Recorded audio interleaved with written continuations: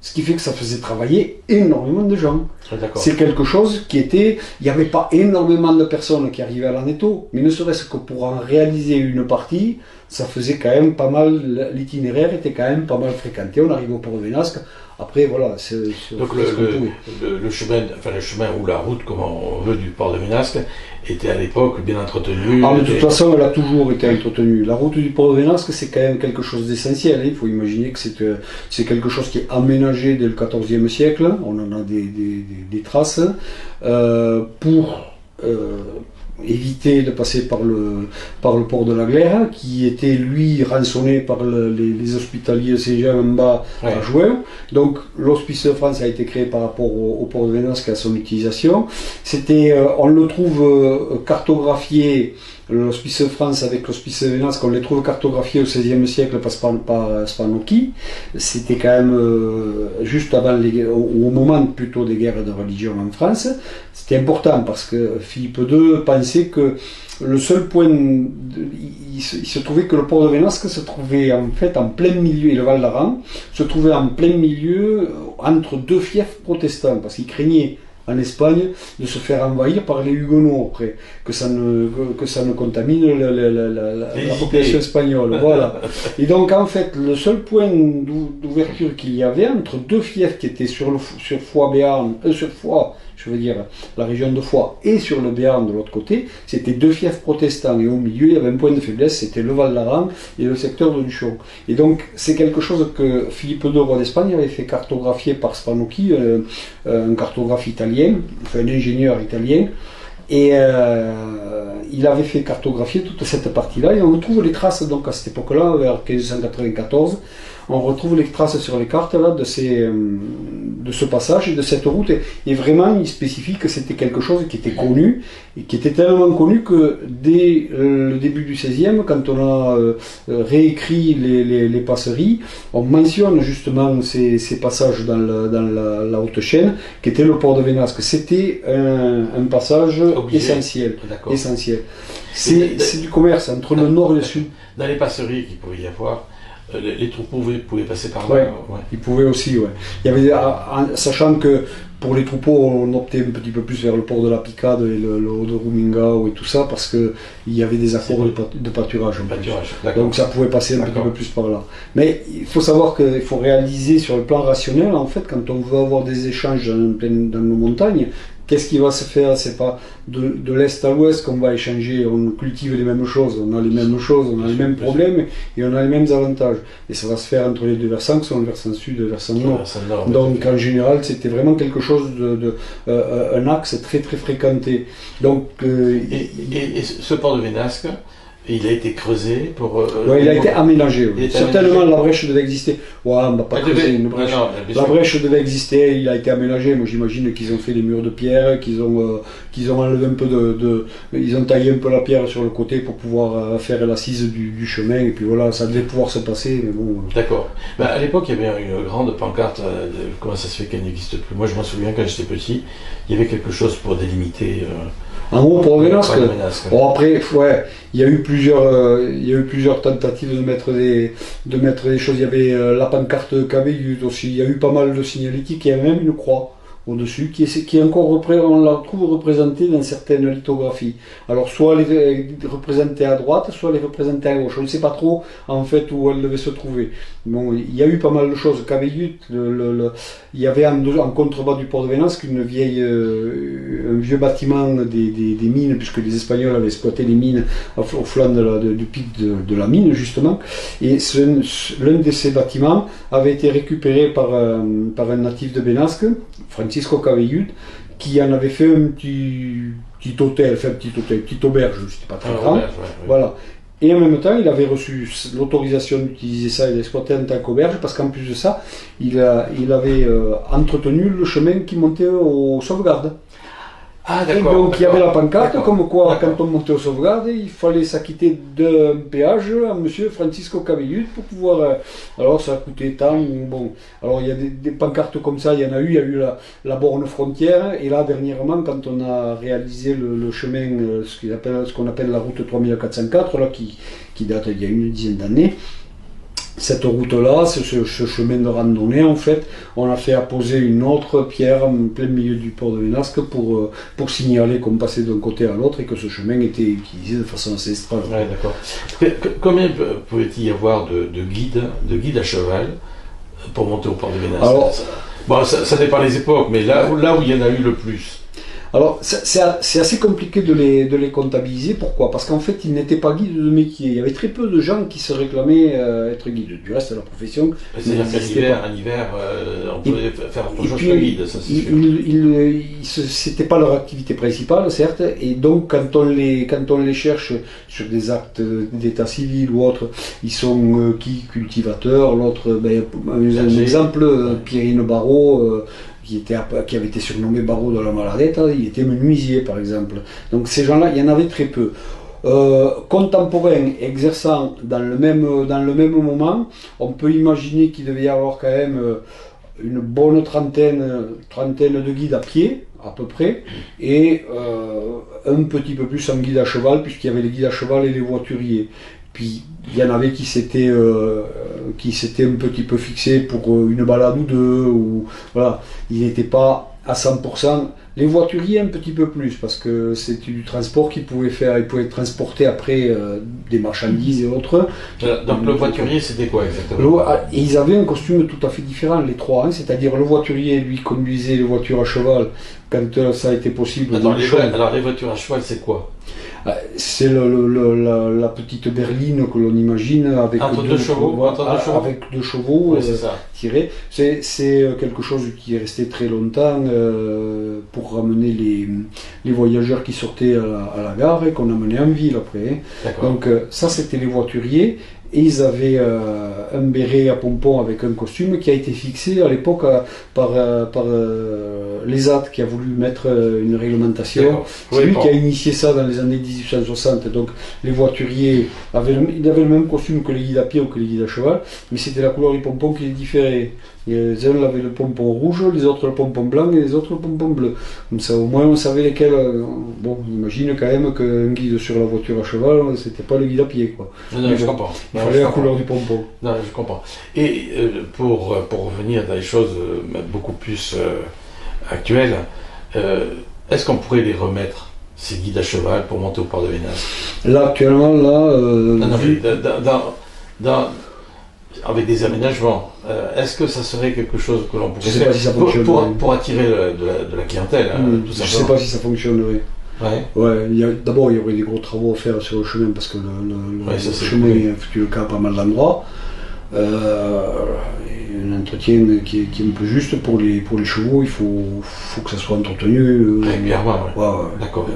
Puis ça ne fonctionnerait pas toute l'année parce qu'il faut imaginer quand même que une année avec un peu de neige, je ne dis pas avec beaucoup de neige, mais avec un peu de neige, on ne va pas jusqu'au port, quoi. En juin, début juillet, il s'en faut des fois. Bon, c'est plus les époques il y a quelques années où on avait des. Bon, moi je me souviens, fin juin, début juillet, on montait, on ne voyait pas le petit refuge qu'il y avait au bord du lac du Port de Vénasque, quoi. Non, mais sur la neige. Moi je me souviens le névé qui descendait sur le lac des Boules, là. Ouais. Moi je m'en souviens. Alors il n'existe plus ce névé. Il y est en début de saison, mais après c'est le mois de juin, après c'est fini, quoi. Là, moi je m'en souviens qu'on passait sur un chemin et on se disait si jamais je glisse là, je vais directement dans le lac. Donc c'était. Vous n'auriez pas été les premiers, parce qu'il y en a eu quelques-uns quand même. Ils se sont rayés là. Ouais. Volontairement ou involontairement. Ça on ne le saura jamais. On ne le saura jamais. Il y a quelques histoires qui courent dans les rues de Luchon. Encore qu'elles courent de moins en moins parce qu'il y a de moins en moins de gens qui savent. Ça c'est rigolo. Mais de toute façon, ce qui est certain, c'est que pour pouvoir l'exploiter là maintenant avec les chevaux, ça serait quand même un petit peu compliqué parce qu'en plus il y a des règles quand même, il y a des règles de sécurité, etc. Et c'est pas sûr qu'on puisse. C'est pas comme à Gavarnie, quoi. À Gavarnie, c'est facile, on part du village, on s'en va au fond du cirque, c'est tout plat, c'est large, c'est simple. Tandis que là, c'est un chemin de montagne. C'est un chemin de montagne, complètement. Ça serait beaucoup plus compliqué. À mon avis, là, je pose la question. Mais il faut imaginer que fin du 19e et du 20e, c'est quelque chose. La montée Port de Vénasque, tout ce qui était exploité sur le secteur par rapport à l'Aneto et tout, environ, ça devait faire, entre les emplois directs et indirects, ça devait faire vivre à peu près 200, au moins 200 personnes sur Luchon, quoi. Donc 200 familles. En fait. Et voilà. Parce qu'après, il y a ceux qui s'occupent des chevaux, parce que le cheval, ça mange, il faut de l'herbe. Et puis il faut lui faire les pieds, il faut le forgeron. Les voituriers, si vous voulez monter jusqu'à l'Hospice de France, c'est bien gentil, mais après, il va falloir un charron pour refaire les roues de charrette, pour refaire... C'est pas rien. Hein. Entre une chose et l'autre, on peut imaginer à peu près dans les 200, au moins 200 personnes. Quoi. 200 personnes. C'était pas rien, quoi. Hein. C'était pas rien. Plus l'hôtelier à l'Hospice de France qui devait gagner sa vie avec ça. Les passages, en plus, le passage commercial qui était sur les siècles avant, qui était quand même quelque chose d'assez important, hein, puisque bon, on faisait voyager d'un côté et de l'autre les bêtes, les gens et le matériel, quoi. Il y avait des et puis des comptoirs et des comptoises. Oui, ça y a pas beaucoup qui m'y passé. Je vais vous passer un bouquin, parce que j'ai eu M. Ballarin, qui est de l'autre côté. Il a fait tout un bouquin justement sur les comptoises qui viennent de chez Barrère ou des lointains Barrère qui étaient ici. Il a répertorié de l'autre côté à peu près 500 comptoises. Ouais. Et il les a notées dans un bouquin. C'est possible. Et donc, je vois les comptoises montées par le port de Vénas. C'est un truc extraordinaire, franchement. Oui. Je ne sais pas comment il faisait d'ailleurs. C'était démonté parce que. Ah, oui. Après, il reste à voir si elles sont vraiment passées par là. Quoi. D'après ce que lui dit, oui, que c'est passé par là. Donc après, parce que la bijouterie Barrère, elle a une centaine d'années, un petit peu plus. Hein, donc alors ça devait être les successeurs, maintenant c'est Barrère, mais il devait y avoir déjà. Là où elle est, à la bijouterie Barrère, juste avant, il y avait la boucherie d'Espouille. Donc ça c'est de mars, c'est quand même lié. Roger de Mons avec un guide il arrivait, c'était quelqu'un qui a très peu écrit, mais qui a fait pas mal de choses en hiver. C'était quelqu'un qui était attiré par la montagne hiver. Il avait du mal à trouver des guides, justement. Et à Luchon, il a trouvé qui? Barthélemy Courrèges, appelé, surnommé Niéo de Courrèges, qui était un des grands guides luchonnais, quand même. Et ça, à quelle époque? 1879. Donc il va faire l'Aneto au mois de mars 1879. Et donc il a inscrit ça sur le registre Aneto, il a fait des petits gris-gris en mettant qu'il y était monté. Il rentre sur Luchon, passe l'été, et c'était un guide qui sortait beaucoup avec Maurice Gourdon. Début décembre, Maurice Gourdon embauche Barthélemy Courrèges pour aller faire l'Aneto. Ils sont partis, en fait au départ ils ne voulaient pas faire l'Aneto, ils voulaient simplement faire un tour par le port de Vénasque. Quand ils sont arrivés là-haut, ils ont vu que l'Aneto était superbe avec tout en neige, et donc ils partent aller faire l'Aneto. Et Maurice Gourdon était quelqu'un qui écrivait bien et pas mal. Donc, qu'est-ce qu'il a fait? Il a relaté son ascension, mettant que c'était la première ascension hivernale à l'Aneto. De Mons a vu ça. Donc, Gourdon était parti en décembre. De Mons en janvier 1880 est reparti à l'Aneto. Et sur le registre, il a mis que c'était la deuxième fois qu'il montait en hiver à l'Aneto, parce qu'il avait fait la première le 12 mars 1879, en spécifiant bien qu'il avait fait la première ascension en hivernale. Et c'est assez curieux qu'en fait, tous les deux ils revendiquaient cette ascension en hivernale, parce que leur guide était commun. D'accord. Et alors le guide, qu'est-ce qu'il racontait? Il n'a pas voulu les départager. On ne sait pas, il ne les a pas départagés. Dans les ascensions hivernales, il y a eu aussi la première ascension à ski en 1904. C'est les débuts du ski. Louis Fallis, qui était un Béarnais, était un des pionniers dans le ski. Et alors lui, dès qu'il a eu les skis au pied, il a compris ce qu'il pourrait en faire tous les hivers. Et donc les voilà partis dans l'hiver 1904, à plusieurs copains. Là il y avait notamment Robac, qui était un pyrénéiste dentiste à Montrégeau, Maurice Veil. Bon, ils passent par et un autre copain qui était monté en raquette. Alors monté en raquette par le port de Vénasque, en plein hiver. Fallait en avoir envie déjà. Fallait en avoir envie. Oui, parce qu'il y a des avalanches de tout. C'est vraiment un sale coin. Ouais. Donc déjà, ils ont bravé ce genre de choses. Ils passent là, ils vont dormir à la Casa Cabellut, en dessous. Et de là, ils sont partis aller faire la première ascension de l'Aneto à ski. Ils ont remonté la Netto. Il faut savoir que Eid était un débutant à ski, il n'avait jamais chaussé de ski. Moyennant quoi, bon, ils sont montés à la Netto comme ils ont pu. Quand ils sont arrivés là-haut, bon, il fallait descendre, et dans les premiers virages de descente, il se casse la figure, il se fait une entorse. Et il est rentré comme ça, le show. Avec son entorse, il a bien fallu quand même qu'il rentre, donc il a fallu remonter à la Couster, il a fallu remonter.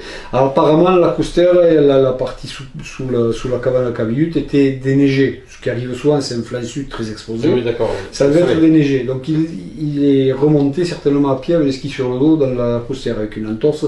Ça devait quand même pas être très facile. Ouais, ça doit être, voilà. Ça c'était l'anecdote concernant la première ascension à ski de la Netto. D'accord. Et pour l'ami Barrault, alors, donc on a parlé tout à l'heure qu'il était tombé dans une crevasse, et on l'a récupéré à quel moment? Alors on l'a récupéré dans les années 30, c'est-à-dire 107 ans après qu'il soit tombé. En 31, ils ont retrouvé la première partie des restes au bas du glacier. Alors il y a une partie qui a été découverte de son squelette, qui a été enterrée, où il n'y avait pas grand-chose, qui a été enterrée au cimetière à Vénasque. D'accord. Et ensuite, il y a une partie qui a été retrouvée un petit peu plus tard, en 35.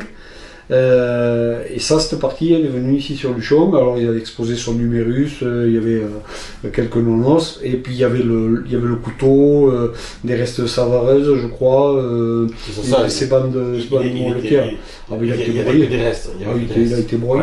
D'accord. Il a été broyé. Non, mais il n'a pas été rendu parce que quelquefois le glacier peut rendre le corps. Parce que là, il était vraiment broyé. Il a été broyé. Alors, il faut imaginer quand même qu'à cette période-là, il a dû tomber. Ce qui en a été un petit peu, ce qui avait été envisagé, c'était qu'il soit tombé au niveau de la crevasse de la Rimée, carrément contre le rocher. Mais c'était difficile à savoir. Je pense qu'il est tombé sur une crevasse juste un petit peu avant. Parce que la Rimée, il la connaissait puisqu'il avait accompagné le guide, l'allemand Parotte, pour la première ascension à la Maladette, donc il connaissait ça, donc il savait par où l'aborder. Et apparemment, ce qu'en décrivent les deux ingénieurs, c'est qu'il a croisé une crevasse qu'il a voulu contourner, donc c'est pas la Rimée, c'est pas possible. D'accord. Voilà. Et sur le plan anecdotique, il faut savoir quand même que l'un des deux ingénieurs, qui était Édouard de Billy, ils s'appelaient tous les deux Édouard d'ailleurs, de leur prénom, mais Édouard de Billy a été le premier président du club alpin français le plus éphémère. Dire que le club alpin français a été créé en 1874 et lui il a été élu comme premier président. Il était comme ingénieur, il travaillait dans une compagnie ferroviaire puisque c'était les débuts du train. Quoi, c'est midi, non? Non, c'était pas ici. Il était sur Dijon. Et donc il a été prendre ses fonctions à Paris, au premier congrès du club alpin qui venait de l'élire, et il s'est tué dans le train dont il assurait la sécurité. C'est assez paradoxal. Le premier président du CAF, le plus éphémère, il n'y a pas plus éphémère, il n'a pas eu le temps de prendre sa fonction, et en plus dans un train, il était chargé d'assurer la sécurité de la voie qu'il avait utilisée. Bon, ça fait partie des choses de la vie. Voilà comme anecdote. Bon, je pense qu'on a fait... on a fait un grand tour. On a fait un grand tour. Et puis assez copieux. Moi, ce que j'aime bien... Et fourni. Moi, ce que j'aime bien avec Patrick, c'est qu'il a un débit de parole incroyable, mais surtout toutes les anecdotes qu'il peut nous relater, et ça c'est super. Il n'y a rien à jeter, tout non, est bon. Il n'y a absolument rien à jeter. Non, ça c'est vraiment bien. Merci Patrick pour être venu jusqu'ici. Et puis je pense qu'on va refaire quelque chose sur un autre sujet parce que on va trouver, parce qu'il y a tellement. Ça serait intéressant. Il y a tellement de belles choses dans nos vallées que voilà. Merci Patrick. Avec plaisir. Alors pour aujourd'hui, nous allons en rester là. Nous remercions donc Patrick Payet pour son intervention fort intéressante. Et nous lui disons à une très prochaine visite de sa part. Et puis merci donc à Luchon Express TV. Merci. Merci à vous. Bonne journée. Bonne journée.